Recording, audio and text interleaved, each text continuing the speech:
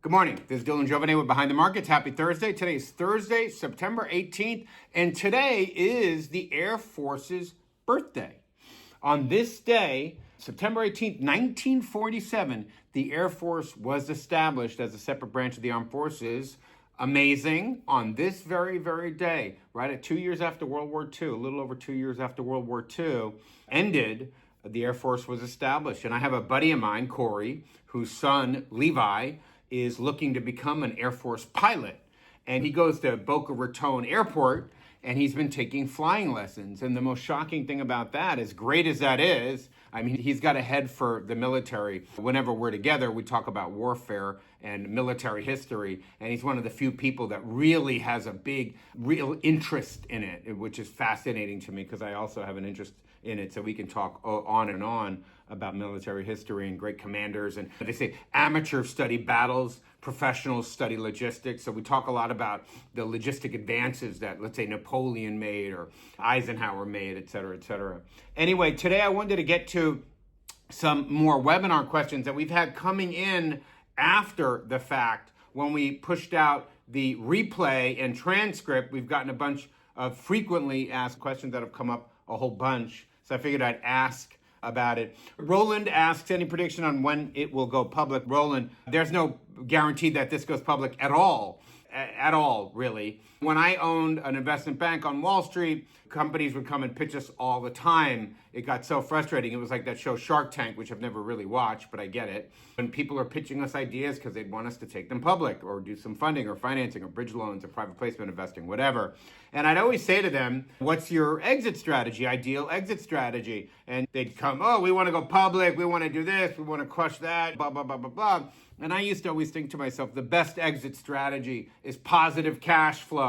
Okay, that is the best exit strategy, because when you generate positive cash flow, what happens is that you have the most amount of optionality. You could go public, or you could get acquired, or a bunch of good things could happen, but you get to determine your own fate when you're generating enough cash to pay your bills, and you get to grow, and it's all about return on investment, and that's the idea here. This company that we talked about that is bringing AI into precision health is basically, if they're able to hit their projected revenue targets in the $18 million area, I would bet actually the most likely scenario for this company is to actually get acquired. If this company can put a dent, it's working on $1 trillion problem. If this could put a dent in that, I don't see how somebody doesn't snap them up. That would be my most likely scenario. Andrew writes in, and again, we got a bunch of these questions. Can they be purchased with an IRA or Roth IRA funds? It can be purchased with a self-directed IRA, but there are some rules for that. Mira writes in, as a widower, can I list beneficiaries on this type of investment? Got 5 of those questions. And the answer to that question is yes. Of course, you can. You just go to your account settings and you select investor information, and it's pretty clear. Those are actually the most common questions. It's interesting, more so than many of our other webinars, a lot of people inherently get the sense that this is a smart idea. This is a smart idea. We're talking about rare diseases here. And I think that's because a lot of folks have had either direct experience or indirect experience with rare diseases where you go to your doctor and nobody's able to figure out what's wrong with you. You just don't feel well. And your doctor's like, well, maybe it's this, maybe it's that, or try this, try that. Here, take this prescription, take that prescription, or go here, or, give it a month or whatever. And you just end up spending, 7, 10 years going to doctor after doctor, and you just don't feel right.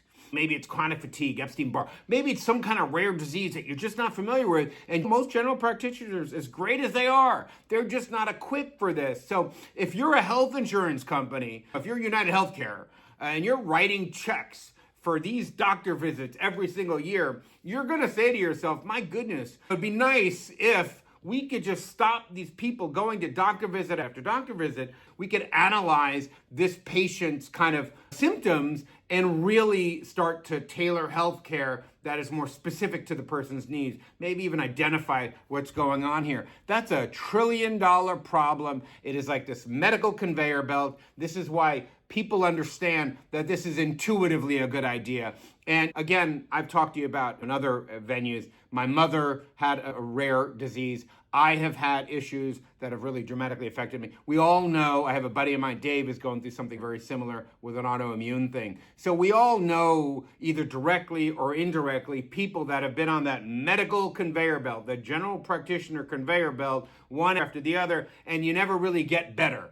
If you could have AI help analyze the symptoms, that could be a very smart thing, very smart way for the medical industry, specifically health insurance companies, to save money. So intuitively, it seems like people intuitively get that, oh, gosh, that would be great if you could stop us from going to doctor after doctor and taking 7 to 10 years to analyze one of these rare diseases that general practitioners and most emergency rooms aren't equipped to really study. That's a great thing. Anyway, that's what I wanted to talk about today. I hope you have a wonderful Thursday, and I will see you tomorrow bright and early like I do every morning. Have a great day.